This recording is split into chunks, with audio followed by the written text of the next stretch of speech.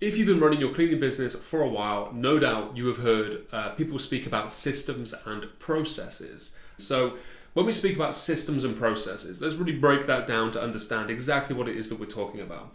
When we say systems, we don't just mean software. You can have software systems, and most people do think of software when they heard the word system.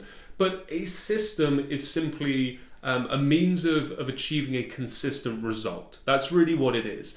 A system or a process is just a way of doing something to achieve a consistent result.